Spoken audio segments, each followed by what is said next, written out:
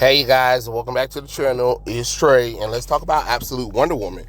Because apparently, y'all like Absolute Wonder Woman. It is the top selling comic book from DC. It's doing better than Absolute Batman and Superman, which is pretty interesting. You guys really must love this alternate take of Wonder Woman, or Tom King's Wonder Woman run is so goddamn boring and plain that y'all said, fuck, let's go to Absolute Wonder Woman because it's in the top picks from DC comic books, which is great. That's great. That means I'm glad that you guys are liking something Wonder Woman. That proves that Wonder Woman can command the audience. She just need a good story and writers behind it. So, in the last issue, of course, the Tetracide came to Gateway City, and of course, we focus in the start with the Gateway City Museum, where we see Barbara Minerva, who is a young woman scholar who studies Amazons, and she decides to go to see Wonder Woman. That's what she, that's what she said that the Amazons call their champion, Wonder Woman. So while that's going on, Diana is outside telling Pegasus to not to get close to the Tetracide, because if Pegasus die, then Zeus won't bring Pegasus back again, just to spite her.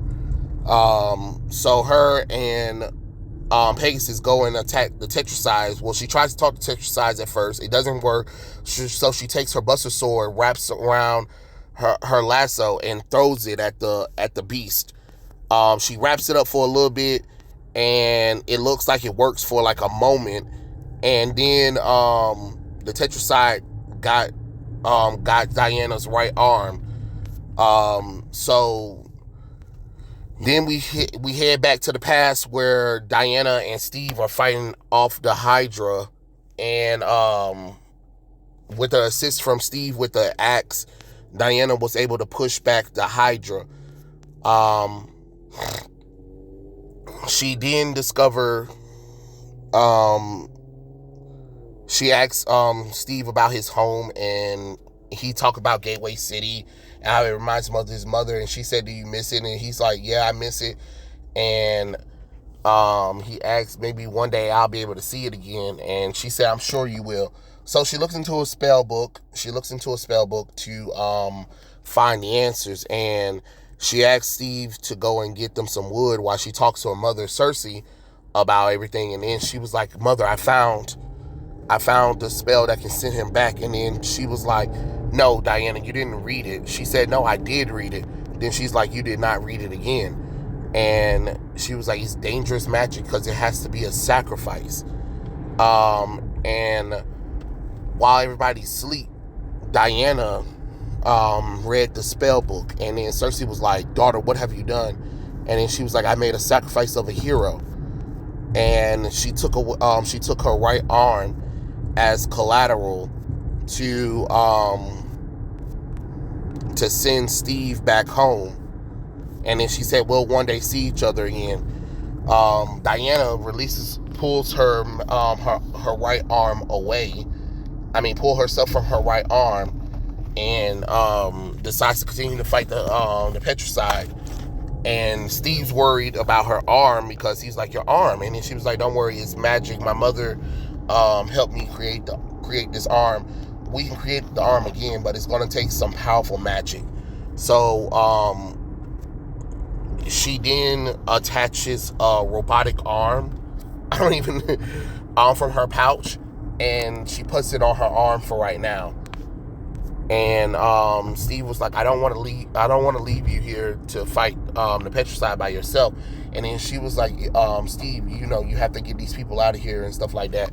And don't worry about me, because the sacrifice I made to send you back home was worth it, but it'll be for naught if you are killed. So she tells Steve to get the army out of here, and Minerva goes to find Wonder Woman. Wonder Woman saves her, from falling or whatever. And then she was like, "What's going on?" And she was like, "Oh, I'm Barbara Minerva, and they call you Wonder Woman." And then she was like, what is this?" And she was like, "The Amazons. The Amazons call their champion the Amazons." And she was like, "Are you an Amazon?" She was like, "No, but I wrote a thesis on Amazons and their myths." And she was like, "Myths?" She was like, "Well, I do have to go to save the world, but we will talk more about the Amazon soon, Barbara Minerva." And then she flies up, and then she pulls out something out of her pouch. It's like some kind of little spell container. She tells the people of Gateway City that she needs them to believe, not to despair, because that's how the Tetracide gets stronger. And then she tells the news to keep recording her message of belief and hope, and how she's here to save everybody. And then she believes that everybody has hope, and that's why she was sent here, to give everybody hope. So then she uses a spell, breaks the glass, and then it kind of goes off, and it says "The Sound of Silence" for the next issue. And that's really it for Absolute Wonder Woman #3. It's not bad. It's not bad. Like I said, preferably I prefer a better artist drawing it, but I get it because they're trying to make this kind of like a dowry kind of universe story or whatever. But I just would have preferred a better artist on this story. But other than that, I have no issues. It's Wonder Woman doing what Wonder Woman normally would do. She makes the sacrifices, she protects the people, and she finally used that goddamn Buster Sword, even if it was short-lived. She finally used it. And now she's hoping that the hope of everybody with the matches that she's going to use is going to take down the Tetracide, and that's what we'll find out for issue #4. Like I said, not bad story at all. It's kind of short because it's really not as long as the issue as Batman and Superman, but it's pretty just for what it is. It's actioned. You see Wonder Woman fight the Tetracide. You see how Steve got back, and you see why her right arm had all them tattoos and stuff on there, because her right arm is magical, because she gave up her real arm to send Steve back with magic, the sacrifice of a hero. So Diana is doing Wonder Woman things. Can we hope that issue #4 will be great?